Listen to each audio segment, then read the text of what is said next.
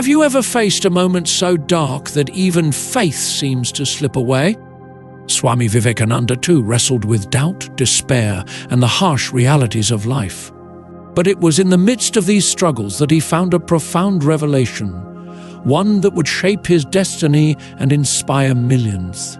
Join us as we delve into this transformative chapter of his life. In today's episode, we continue the journey of Swami Vivekananda as he confronts the trials of poverty, doubt, and the complexities of faith. Struggling between worldly challenges and spiritual yearning, Narendra's life took a dramatic turn through a divine encounter that would not only restore his faith, but redefine his understanding of God and the universe. Let's explore how this powerful experience led him towards a path of renunciation and a deeper connection with the Divine Mother Kali. The fact was that Narendra could not, in his heart of hearts, disbelieve in God. He remembered the spiritual visions of his own boyhood and many others that he had experienced in the company of the Master. Inwardly, he longed to understand God and his ways. And one day he gained this understanding. It happened in the following way. He had been out since morning in a soaking rain in search of employment, having had neither food nor rest for the whole day. That evening he sat down on the porch of a house by the roadside. Exhausted, he was in a daze. Thoughts began to flit before his mind, which he could not control. Suddenly he had a strange vision, which lasted almost the whole night. He felt that veil after veil was removed from before his soul, and he understood the reconciliation of God's justice with his mercy. He came to know, but he never told how, that misery could exist in the creation of a compassionate God without impairing his sovereign power or touching man's real self. He understood the meaning of it all and was at peace. Just before daybreak, refreshed both in body and in mind, he returned home. This revelation profoundly impressed Narendranath. He became indifferent to people's opinion and was convinced that he was not born to lead an ordinary worldly life, enjoying the love of a wife and children and physical luxuries. He recalled how the several proposals of marriage made by his relatives had come to nothing, and he ascribed all this to God's will. The peace and freedom of the monastic life cast a spell upon him. He determined to renounce the world and set a date for this act. Then, coming to learn that Sri Ramakrishna would visit Kolkata that very day, he was happy to think that he could embrace the life of a wandering monk with his guru's blessings. When they met, the master persuaded his disciple to accompany him to Dakshineshwar. As they arrived in his room, Sri Ramakrishna went into an ecstatic mood and sang a song, while tears bathed his eyes. The words of the song clearly indicated that the master knew of the disciple's secret wish. When other devotees asked him about the cause of his grief, Sri Ramakrishna said, "Oh, never mind. It is something between me and Narain, and nobody else's business." At night, he called Narain to his side and said with great feeling, "I know you are born for mother's work. I also know that you will be a monk. But stay in the world as long as I live, for my sake at least." He wept again. Soon after, Naran procured a temporary job, which was sufficient to provide a hand-to-mouth living for the family. One day, Narendra asked himself why, since Kali, the Divine Mother, listened to Sri Ramakrishna prayers, should not the Master pray to her to relieve his poverty? When he told Sri Ramakrishna about this idea, the latter inquired why he did not pray himself to Kali, adding that Narendranath suffered because he did not acknowledge Kali as the sovereign mistress of the universe. "Today," the Master continued, "is a Tuesday, an auspicious day for the Mother's worship. Go to her shrine in the evening, prostrate yourself before the image and pray to her for any boon. It will be granted. Mother Kali is the embodiment of love and compassion. She is the power of Brahman. She gives birth to the world by her mere wish. She fulfills every sincere prayer of her devotees." At 9 o'clock in the evening, Narendranath went to the Kali temple. Passing through the courtyard, he felt within himself a surge of emotion, and his heart leapt with joy in anticipation of the vision of the Divine Mother. Entering the temple, he cast his eyes upon the image and found the stone figure to be nothing else but the living goddess, the Divine Mother herself, ready to give him any boon he wanted, either a happy worldly life or the joy of spiritual freedom. He was in ecstasy. He prayed for the boon of wisdom, discrimination, renunciation, and her uninterrupted vision, but forgot to ask the deity for money. He felt great peace within as he returned to the master's room, and when asked if he had prayed for money, was startled. He said that he had forgotten all about it. The master told him to go to the temple again and pray to the Divine Mother to satisfy his immediate needs. Narain did as he was bidden, but again forgot his mission. The same thing happened a third time. Then Narain suddenly realized that Sri Ramakrishna himself had made him forget to ask the Divine Mother for worldly things.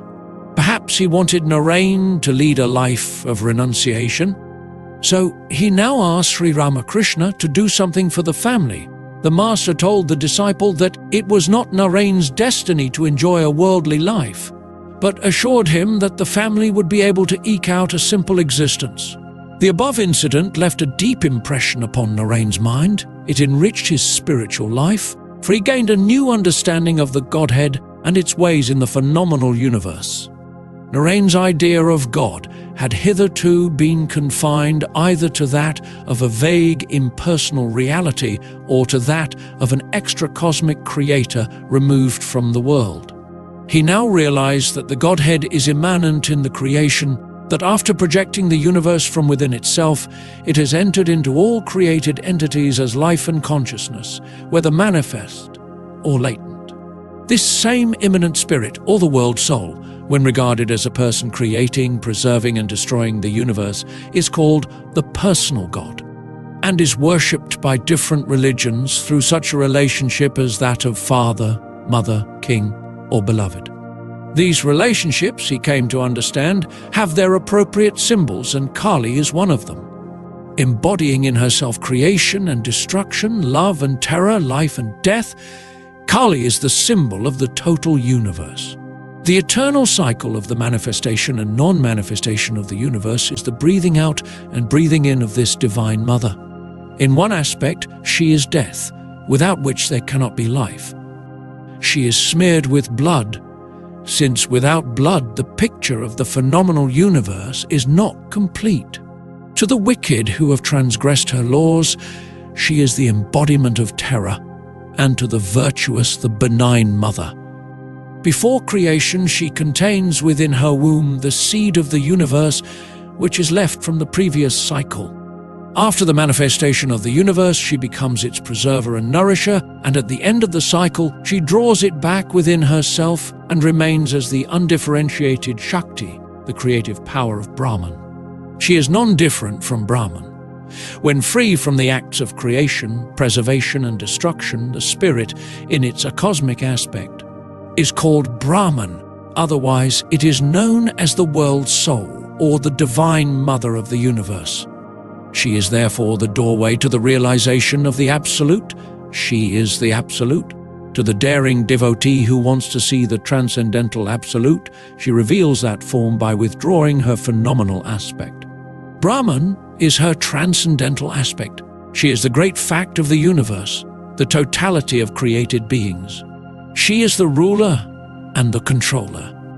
All this had previously been beyond Narendra's comprehension. He had accepted the reality of the phenomenal world and yet denied the reality of Kali. He had been conscious of hunger and thirst, pain and pleasure, and the other characteristics of the world. And yet he had not accepted Kali, who controlled them all. That was why he had suffered. But on that auspicious Tuesday evening, the scales dropped from his eyes. He accepted Kali as the Divine Mother of the universe. He became her devotee. Many years later, he wrote to an American lady, "Kali worship is my special fad," but he did not preach her in public, because he thought that all that modern man required was to be found in the Upanishads. Further, he realized that the Kali symbol would not be understood by universal humanity. Narendra enjoyed the company of the Master for 6 years, during which time his spiritual life was molded. Sri Ramakrishna was a wonderful teacher in every sense of the word. Without imposing his ideas upon anyone, he taught more by the silent influence of his inner life than by words or even by personal example. To live near him demanded of the disciple purity of thought and concentration of mind. He often appeared to his future monastic followers as their friend and playmate. Through fun and merriment, he always kept before them the shining ideal of God realization. He would not allow any deviation from bodily and mental chastity, nor any compromise with truth and renunciation. Everything else he left to the will of the Divine Mother. In our next episode, we will explore a pivotal phase in the life of young Narendra. Guided by the wisdom and love of his guru Sri Ramakrishna, Naren grapples with the challenges of meditation, spiritual ecstasy, and the deeper mysteries of God. You'll witness the evolution of a disciple who is not just learning from his master, but is being prepared for a mission that will change the world. Don't miss the heartwarming moments of this unique bond and the powerful lessons that shaped the future Swami Vivekananda. Thank you for listening till the end. Please subscribe, turn on the notifications, like, comment, and share with your friends. This will help more listeners to discover our channel and content.